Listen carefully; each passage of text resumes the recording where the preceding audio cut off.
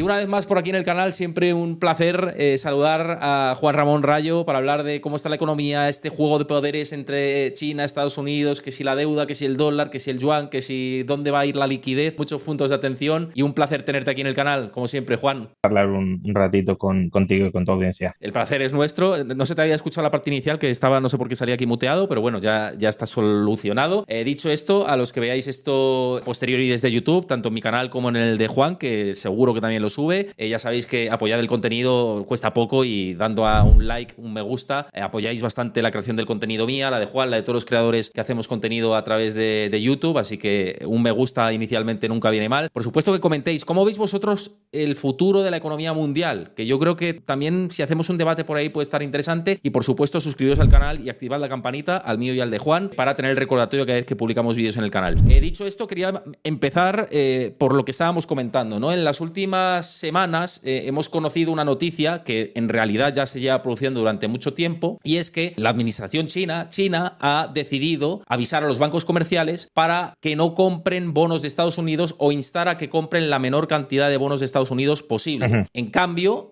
se llevan produciendo ya 15 meses consecutivos de acopio de oro por parte del Banco Central chino, ¿no? Y por parte de la administración china. ¿Qué te parece a ti esta estrategia? ¿Qué es lo que está pasando? Porque también vemos el interés de Estados Unidos en devaluar la moneda. Esta guerra entre los dos países en términos económicos, ¿cómo avanza para ti y hacia dónde se dirige? Bueno, a ver, es un choque de potencias, eso lo tenemos todos muy claro, y el tema es el grado de fricción que exista entre ellas, porque, a ver, ese choque ha estado siempre ahí, la competencia incluso puede ser sana, pero claro, cuando hay una competencia por convertirte en el hegemón, pues ya no se limita a las buenas prácticas o a seguir las reglas de juego, sino quizá a saltárselas, ¿no? A que unos se intenten imponer sobre otros, y ahí podríamos quizá inscribir toda la dinámica de guerra comercial, de bloqueos en ciertos tipos de exportaciones, como por ejemplo las exportaciones de chips a China, y también pues esta respuesta que llega desde China, que yo no interpretaría necesariamente en clave de intentar perjudicar a los Estados Unidos, sino más bien de autodefensa. ¿Por qué? Pues porque China es una potencia comercial de primer orden, lo sabemos todos, es una potencia comercial en parte, que tampoco está mal recordarlo, por una fuerte represión interna de su consumo, es decir, el gobierno chino fomenta, impulsa mucho el ahorro interno dentro de China, reprimiendo el consumo potencial de sus ciudadanos, y claro, si China produce mucho y no consume tanto, pues la diferencia, y aquí en consumo también meto la inversión, pues la diferencia entre esa producción interna y ese gasto interno va a la exportación. Entonces, por necesidad, si produces mucho y te reprimen el gasto interior, exportas mucho. Esa exportación se traduce en adquirir derechos frente al resto del mundo, y esos derechos frente al resto del mundo se materializan en activos externos. Entonces, claro, el primer punto es ¿qué tipo de activos externos está dispuesta a tener China? ¿De quién quiere ser acreedor en última instancia, no? Y claro, hasta hace algunos años no tenían ningún problema con ser acreedor de los Estados Unidos, porque se mantenía el orden internacional y por tanto, bueno, ser acreedor de la primera potencia del mundo o de la segunda, si China le pasara, pues no sería un problema. Al contrario, los activos estadounidenses, los pasivos estadounidenses, que son activos para el resto del mundo, son muy demandados. Se considera que el dólar y la deuda pagada en dólares es el activo libre de riesgo global. Por tanto, tenía sentido que China acumulara reservas en dólares, incluyendo, claro, deuda pública pagadera en dólares. ¿Qué pasa? Que a raíz de la guerra en Ucrania, cuando el dólar se ha instrumentalizado como arma económico-militar, Rusia también acumulaba dólares por sus exportaciones esencialmente de petróleo, y esos dólares que poseía Rusia pues le han sido expropiados o congelados de manera indefinida. Pues claro, China ve esto y dice, a mí me pueden hacer lo mismo en algún momento futuro, no respetan ya la moneda, que es un pasivo de los Estados Unidos, no respetan la moneda internacional, no tienen ninguna restricción a la hora de instrumentalizarla contra nosotros, contra los que no les bailamos geopolíticamente el agua al 100%. Por tanto, claro, si yo sigo exportando más de lo que importo y si sigo acumulando activos frente al resto del mundo, ¿en qué los acumulo esos activos? ¿No? Si no quiero tener tanta deuda pública estadounidense porque hay un componente de riesgo geopolítico en ella, ¿qué compro? Y pues bueno, tendrá que comprar porque además los gobiernos extranjeros también limitan qué tipo de activos pueda comprar, se limitan pues que el gobierno chino pueda ser dueño de empresas, por ejemplo, estadounidenses, pues claro, si no si te dejan comprar deuda pública pero no quieres y tampoco te dejan comprar activos inmobiliarios o otros activos financieros en otras partes del mundo, pues o compras deuda pública de otros gobiernos o empiezas a comprar oro en cantidades sustanciales, ¿no? Y en parte, solo en parte, esa es la dinámica que estamos viendo. Y digo solo en parte porque, a ver, aunque es verdad que si miramos las tenencias de deuda pública estadounidense por parte del Banco Central de China están cayendo, no sé si utilizar la expresión en picado, pero casi, es verdad que buena parte de esas tenencias de deuda pública están depositadas en bancos extranjeros. Y eso no sale en el balance del Banco Popular de China y, por tanto, el stock de deuda pública estadounidense en manos de China, su caída está exagerada. Es verdad que muy probablemente esté cayendo algo en términos netos, pero más allá de si cae un poco más o un poco menos, lo que está claro es que no está subiendo. Y si China está acumulando año tras año superávits exteriores, tendría que estar subiendo. Lo lógico es que estuviera subiendo y no lo hace. ¿Por qué? Porque, como decías, está empezando a sustituir parte de su demanda de deuda pública, el activo en el que materializa su superávit exterior, o uno de ellos, por otros, como por ejemplo el oro, perdón. Y sí sabemos que las tenencias chinas de oro están en aumento. Oye, ¿y esta estrategia de la administración Trump de querer devaluar el dólar, para ti afecta también en este tablero? ¿Afectaría a China en alguna medida, decirte contraataco teniendo un dólar más débil? No sé, en alguna forma. Bueno, ahí hay una esquizofrenia de partida en el gobierno de Donald Trump, que ya tuvimos ocasión de comentar antes incluso de que saliera electo, porque claro, por un lado, Estados Unidos, por cuestión de prestigio internacional, si lo queremos, quiere un dólar fuerte, ¿no? Quiere que el America First se traslade también en el ámbito monetario y todos reconozcan el poderío militar, cultural y económico de los Estados Unidos a través de un dólar fuerte. Decir que el gobierno de Make America Great Again quiere un dólar débil como que queda raro, ¿no? Pero también sabemos que J.D. Vance, el vicepresidente del gobierno, también Trump, pero de manera muy clara J.D. Vance, está muy preocupado, lo estaba ya como en su etapa como legislador, por lo que algunos llaman el privilegio exorbitante de los Estados Unidos, es decir, que todo el mundo demande activos denominados en dólar, lo cual en principio parece que beneficia a los Estados Unidos porque le permite acceder a una financiación global muy barata, con lo cual puede invertir más internamente o puede consumir más internamente de lo que consumiría, pero en la medida en que también esa demanda global, esa fuerte demanda global de activos estadounidenses eleva el valor de la moneda, aprecia el dólar frente a otras divisas, también hace que la competitividad externa de los Estados Unidos se resienta. Entonces, J.D. Vance, ya como antes de ser vicepresidente, ya estaba diciendo que, bueno, este privilegio exorbitante igual es una maldición exorbitante, ¿no? Igual es algo que en términos netos perjudica a los Estados Unidos porque erosiona su base productiva, con lo cual puede que fuera mejor o que resultara mejor que la demanda global de dólares no fuera tan alta para que el dólar se depreciara. El problema aquí, incluso de coherencia estratégica, que cuando aparecen o pueden aparecer alternativas al dólar, como lo que se rumoreaba, que yo nunca le di mucha relevancia, pero bueno, la moneda famosa de los BRICS, inmediatamente sale el gobierno de Donald Trump o el propio Donald Trump diciendo que a quienes usen esa moneda o alguna moneda de estos países les va a meter un arancel del 100%. Entonces, si justamente el que aparezcan alternativas al dólar para que el dólar no sea de manera predominante la moneda de reserva global, si eso es lo que te permitiría deslocalizar parte de la demanda global de tu divisa a otras divisas y por tanto que se depreciara, eso lo atacas, no puedes estar en misa y replicando. No puedes decir que quieres un dólar débil y al mismo tiempo que la gente en el conjunto del planeta siga demandando dólares, ¿no? En cualquier caso, sí parece que hay una búsqueda ahora mismo más consciente de debilitar el dólar y eso, claro, en parte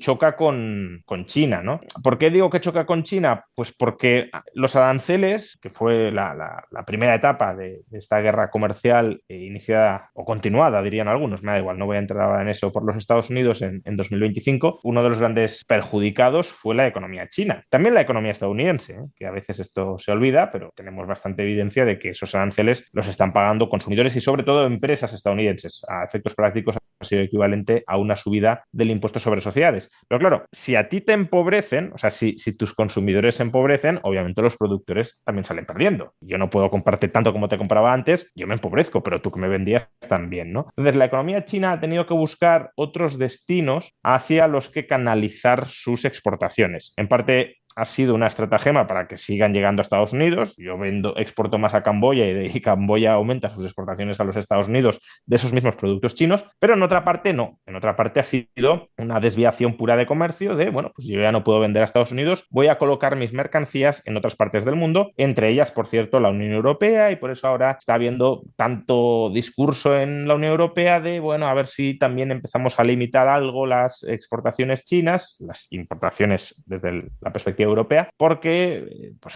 por ejemplo, en el ámbito del automóvil están dañando nuestra industria, etcétera. Entonces, claro, si Estados Unidos devalúa, digamos que los términos competitivos entre Estados Unidos y China se volverán a desequilibrar. Si a China ya, entre comillas, le está costando volcar las exportaciones que antes llegaban a Estados Unidos a otras partes del mundo, si tú devalúas más, pues le estás como o estás empujando para arrebatarle parte de esos mercados, con lo cual o comprimen más márgenes y bajan precios para seguir exportando a esos mercados, o bien impulsas una devaluación del yuan. Entonces ahí ya sí que se podría entrar, no sé si vamos a llegar o no a ese escenario, claro que ahora mismo está lejos, pero si se siguiera ese camino se podría llegar a esa guerra de divisas, a esa guerra monetaria de yo devalúo, tú devalúas, etcétera. Veremos todo esto, pero fíjate, muy interesante todo el análisis, porque te quería preguntar además, a colación de todo esto, ha sido la conferencia de Múnich, que ha sido muy sonada en todos los medios de comunicación, y una de las personalidades que ha reaccionado a esa conferencia de Múnich ha sido Rey Dalio, y Rey Dalio confirma, como ves aquí, que no el nuevo, sino que el orden mundial ya se ha roto.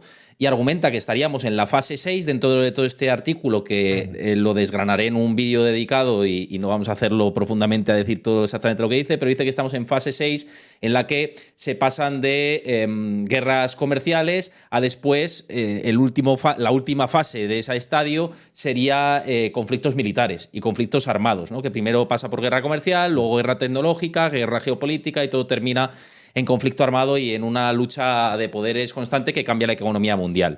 Claro, te quiero preguntar, ¿a ti esto que cuenta Rey Dalio tiene sentido para ti?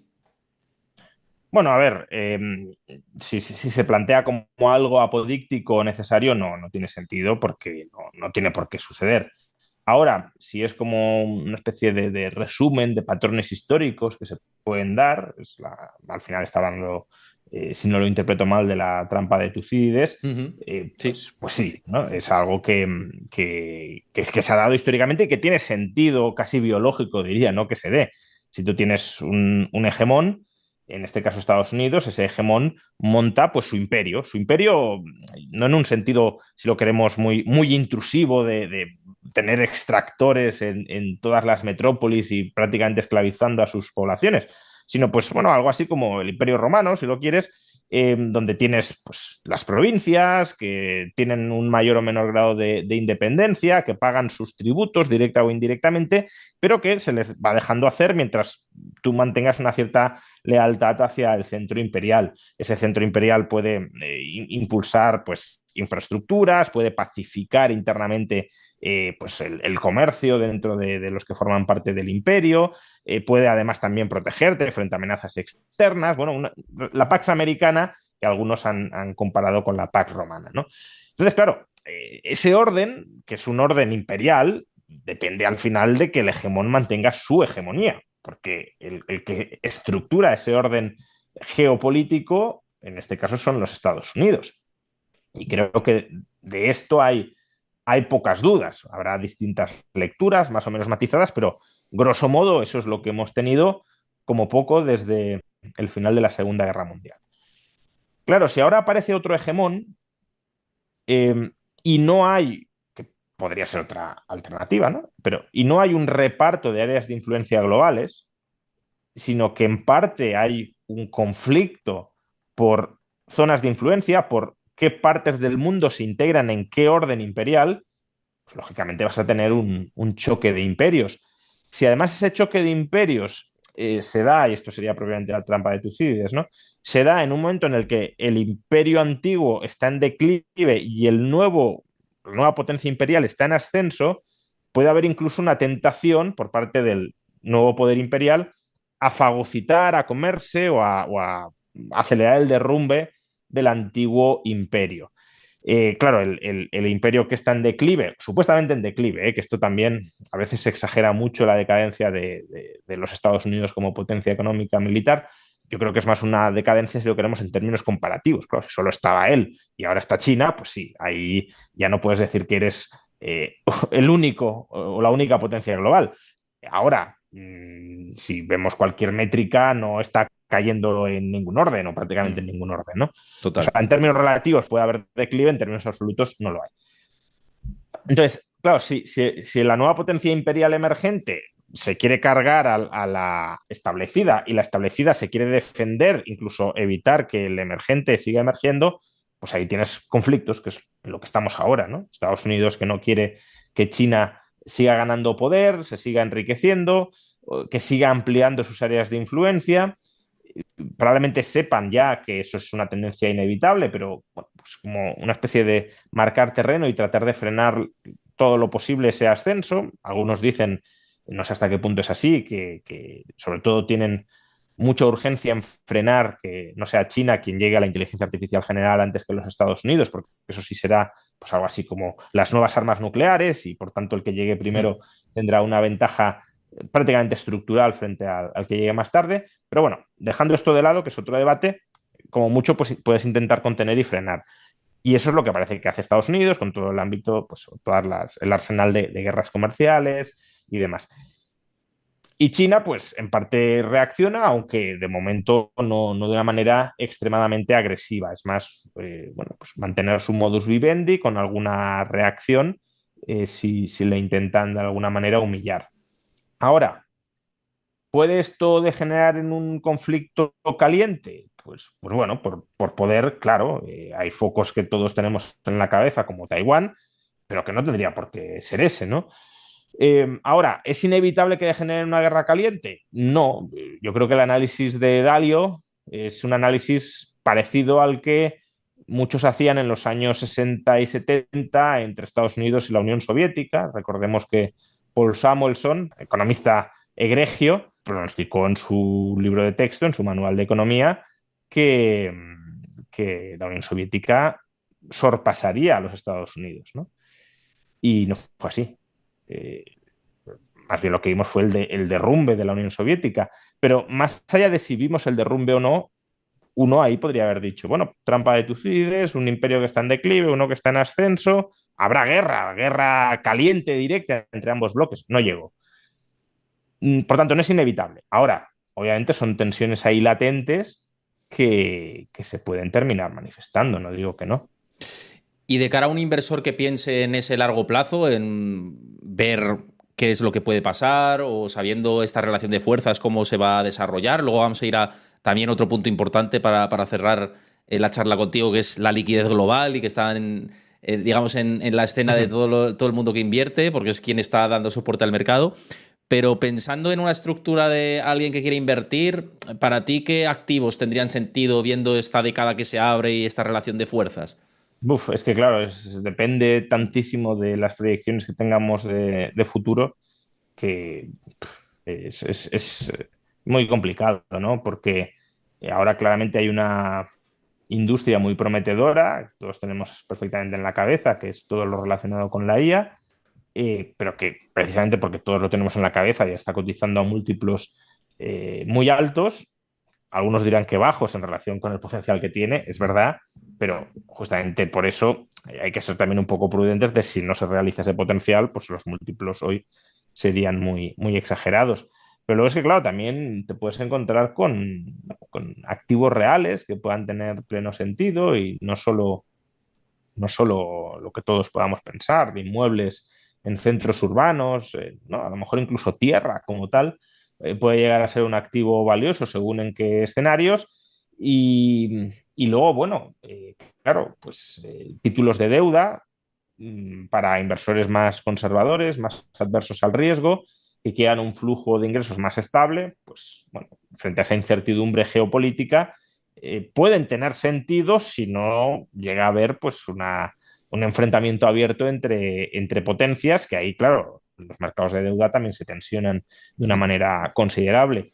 Entonces, bueno, depende un poco de la planificación personal que quiera hacer cada uno y las proyecciones de futuro que tenga, pues tendrá más sentido que invierta en ciertos activos de ciertos sectores o que busque protección en otros activos menos expuestos a volatilidades. Mira, una de las hipótesis que has dicho, que es el tema de tierras, minería, ¿no? Que es otra de las luchas estratégicas que están teniendo estas dos Claro. potencias.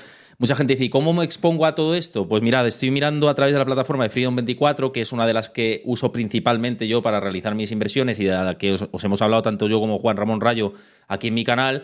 Y una de las alternativas es, por ejemplo, este ETF de Wisdom Tree de metales estratégicos y tierras raras. Por ejemplo, lo tenéis aquí en European Usage y es una alternativa. Oye, si queréis tener exposición a tierras raras, esta es una de las posibilidades, entre otros muchos ETFs que cuenta esta plataforma, que es una de las que utilizo yo personalmente y que además ahora tenéis la promoción, la Welcome Promo, con la que podéis invertir. Así que tenéis el link en la descripción del vídeo, en el comentario fijado, y aquí en directo os lo pasan por el chat para que os beneficiéis de esta posibilidad y también, pues eso, esa promoción que tenéis ahora para nuevos clientes, que yo creo es muy interesante y que podéis tener en cuenta. Tanto en mi canal como en el de Juan Rayo tenéis ahí los links para que os podáis beneficiar de toda esta posibilidad. Y otra de las cuestiones, porque todo va muy al hilo, como veis estamos bastante monotemáticos hoy, pero bueno, va en relación hacia dónde se dirige un poco la economía, que quería hacer como un poco monográfico de todo esto. Y una de las dudas, o de lo que están comentando los inversores ahora mismo, es cómo está la liquidez, ¿no?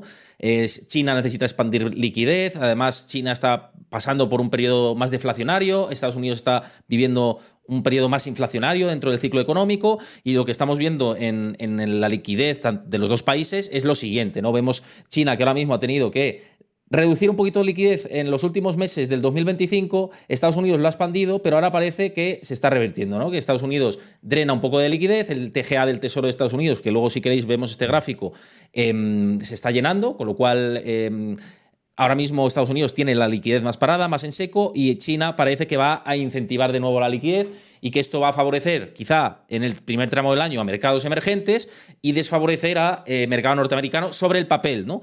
Pero ¿cómo crees que van a ser estos juegos de liquidez? Que esto es interesante dentro de la teoría monetaria, ¿no? Y además con una Fed que va a estar renovada, ¿no? A partir del próximo mes de marzo a mayo, ¿no? Que va a haber el cambio a Kevin Warsh como presidente de la Fed. O sea, entiendo que cuando hablas aquí de liquidez en ese gráfico es flujo de crédito, ¿no? Exacto, sí, sí, sí, sí. Claro, lo digo porque es un poco, el término liquidez es muy polisémico, ¿no? Sí. Sí, claro, a ver, China, como has dicho, está pasando por un periodo deflacionista, de hecho, uno de los mayores de su historia económica reciente. Y claro, los periodos deflacionistas suelen ir de la mano con una caída del crédito. De hecho, es esa contracción del crédito en China muy vinculado a sus problemas inmobiliarios, lo que provoca justamente que los precios se enfríen o incluso caigan. En España, a poco que tengamos memoria, lo recordaremos bien, con el colapso de la burbuja inmobiliaria, la contracción del crédito privado posterior y todo el periodo de estancamiento, ya no solo económico, sino de ingresos nominales, ¿no? Hubo algún año, 2014, con deflación incluso. En Estados Unidos sucede lo opuesto, ha habido pues, un recalentamiento del crédito importante, sobre todo de la deuda pública, pero también de la deuda privada muy vinculada con todo el desarrollo de la IA. Y bueno, la cuestión es, un poco lo que planteas, es quizá China recupere ese impulso crediticio y Estados Unidos se frene. Yo diría que está por ver. Con las midterms además, ¿no? Que también igual les interesa darle a la máquina otra vez, ¿no? Sí, pero yo creo que ahí hay que distinguir entre que el crédito aumente por impulso público, que eso, claro, siempre es la política keynesiana típica de toda la vida, que eso puede suceder tanto en China como en Estados Unidos, y en Estados Unidos, en efecto, ante las midterms, pues tendría algo de sentido, de que el crédito privado en China se recupere, el ciclo de endeudamiento privado se recupere, que pues, no digo que no pueda pasar, pero aún no está pasando, y que en Estados Unidos se enfríe.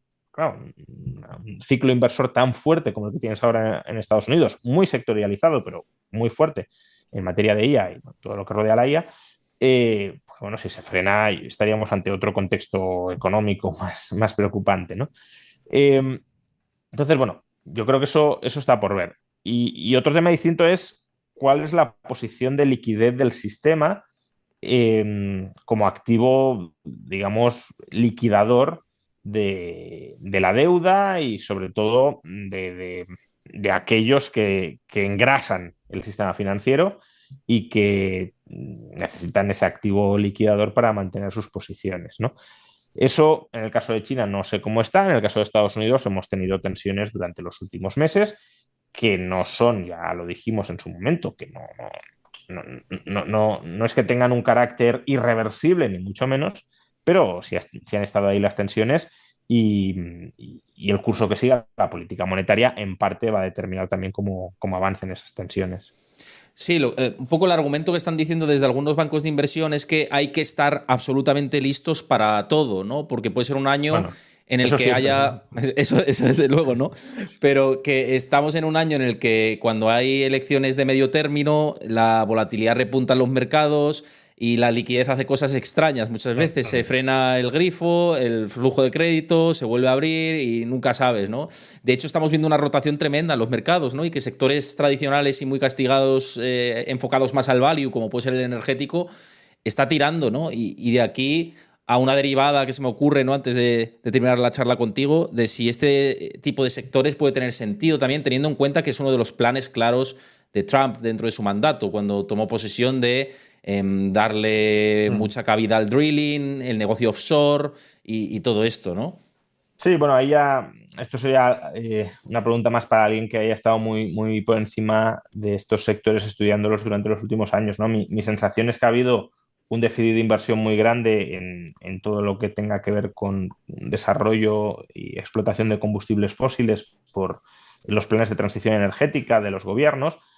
Eh, ya no, que en parte también, porque hayan prohibido esas inversiones, sino porque, claro, si tú como gobierno mandas la señal a los inversores de esto se acaba, esto en 10, 15 años ya no va más, pues, hombre, puedes descontar algo que te pueden estar mintiendo, o que pueden estar exagerando, o que pueden cambiar de opinión, pero como poco algún peso les darás a esas palabras y por tanto algo recortarás la inversión si te están diciendo que eso ya no va a ser un sector económico en 10 o 15 años, ¿no? Entonces, claro, si ha habido un déficit de inversión, como parece que lo ha habido, y por tanto hay, si lo queremos, una cierta inelasticidad a corto plazo de la oferta de estos combustibles fósiles para abastecer la demanda y la demanda ahora mismo es creciente porque la IA es muy intensiva en consumo de energía y cuanto más se invierta en centros de datos, mayor va a ser la demanda de energía, sobre todo electricidad, pero bueno, al final